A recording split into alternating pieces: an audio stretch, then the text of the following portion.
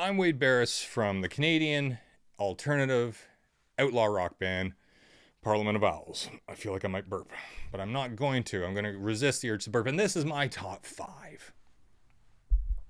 Excuse me.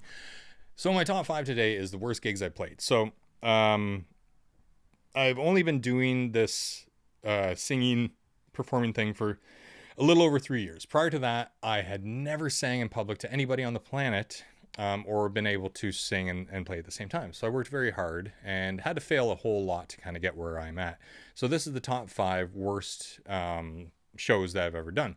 So in no particular order, number one, my very first show. So I knew I wanted to get into music. I knew I was going to fail. I knew I had to rip off the band-aid. So I had kind of maybe created a little bit more of an online kind of personality than somebody would starting out. I'm very good at kind of framing a picture. So I, had some pictures, some artwork, stuff like that. And I had convinced these lovely people at a like a porch fest where you go and you play on people's porches throughout the town for me to play. And they were nice enough to put me like in like the main beer tent sort of thing.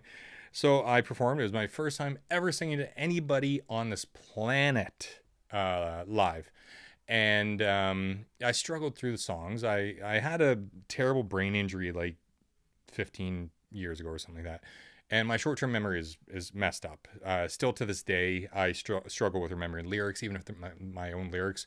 So I had to have my computer and read off, every single lyric and got my way through it. I did like 12 songs or something like that. And whenever I was done, and it was terrible in my eyes, but I had to rip that band-aid off. And I knew I was going to fail. And I was committed to failing to move forward and progressing in life.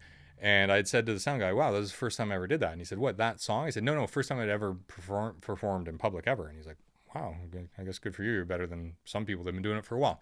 But it was still absolutely terrible. But I knew every performance was going to get better. And I still have that mentality that every performance is going to get better. And this is a long journey. Number two, worst performances ever. I'd booked a little tour, I think it was last year or the year before, around like Guelph and Peterborough of doing like acoustic songs and stuff like that. And there was this place I'd played at before called Jethro's. And usually it has like a really nice built-in crowd. And it's a nice, cool vibe. It's a nice place. I played there before, and there was people that showed up, and everybody enjoyed it. So I thought, oh, wow, this is going to be a good show.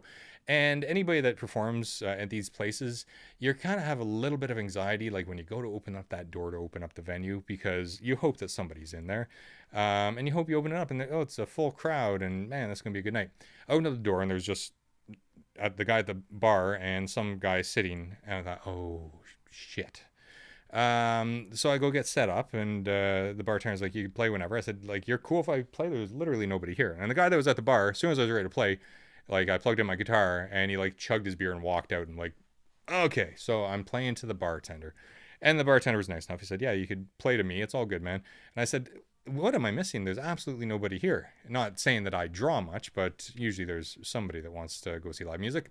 And he said, oh, yeah, like 2 blocks away, there's like a massive like Ian Thornley or Big Wreck concert for free in this park. Everybody is there. Nobody will be here. And I thought, wow, that's whenever I really got to look when I book places on like what else is going on in town that day. Number three, worst performance. And this one I feel bad at because I handled this terribly. We all try to learn, but we all do make mistakes. So once again, when I first started out, I got my hustle on to try to book as many shows as I could. So I would reach out to different, events and organizations, say like, hey, do you have live music? Hey, can I come play? And some of them would say like, oh, we never really thought about that, but yeah, we could have live music. So one was like a traveling like poutine festival. And I'd reached out, and they were generous enough to let me book a couple different cities. So this was when I was just starting out, and there's a lot of things that you learn. So number one, you better have your own PA system because a lot of these places do not. And I was naive to think that maybe places had their own sound system. So I had asked, do you have your own sound system? They said, yeah, we have, something that you could use. So I thought, great, you're going to have a whole setup. So it was over 2 days. The first day, I showed up and there was no sound system. There was just, a DJ or like an MC with a mic saying, everybody go down to tent number blah, blah, blah. And then he'd play like a local, hits station on the radio. And I said, oh, I thought there was going to be sound. He's like, well, can you do anything with this? I'm like, well, there's no mic stand or anything, so I can't hold a mic and play. And then these older group of guys came with around the corner with all PA system and everything, and they kind of looked at me and said like, "Who the hell are you?" And I said, well, "What do you mean? I'm here to perform." And they said, "No, we're performing." So it turns out the organizer had double booked us. They weren't very happy about this, the other two gentlemen, because they had lugged all this equipment and they had said like they haven't even paid us yet. You know, like we've been asking for payment, and they're already like in a bad mood to begin with. Um, Turns out they end up being very nice guys once they kind of wrap their head around what was going on. And they let me use their PA system. That was great. So I talked to the guy that was working there. He said, "Oh yeah, tomorrow, don't worry, we'll have everything you need." And they didn't. They still had nothing. And it was a little discouraging, but in hindsight, you know, it's a lesson learned. I should have learned that I need to provide my own stuff. But like I said, I was just starting out, and I was kind of ripping off the band-aid of like what I could fail at and what I could be good at. So I kind of made it through the second day with very minimal stuff to play in this huge bandstand to open field. So then they had booked me for another show in Belleville. And whenever I got to the show, it was massive wind.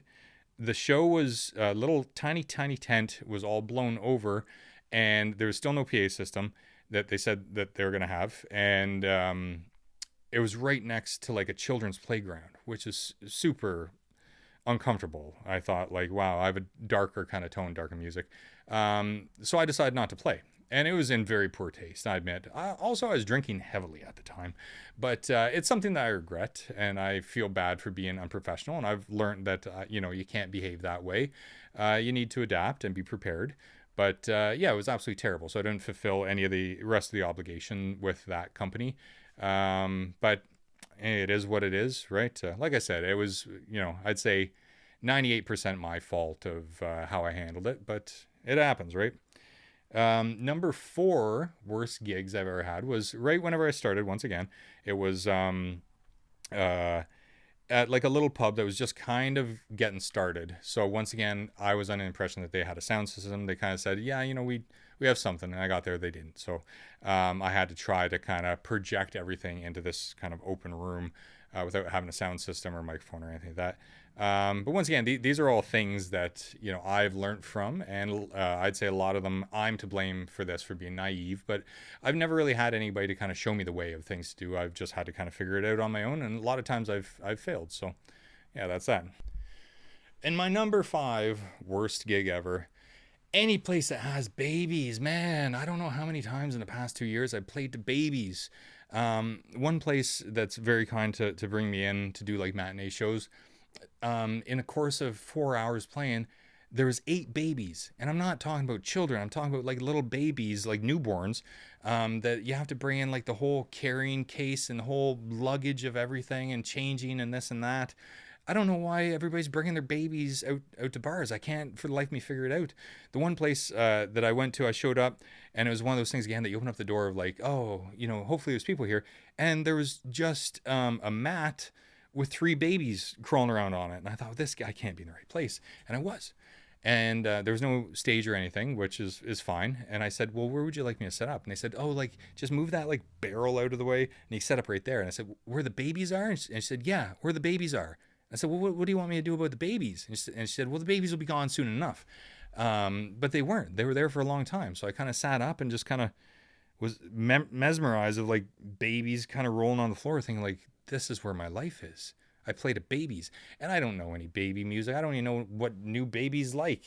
I don't know, I know when I was growing up, I think they liked Eiffel 65, that blue song, but I don't even think babies listen to that stuff anymore.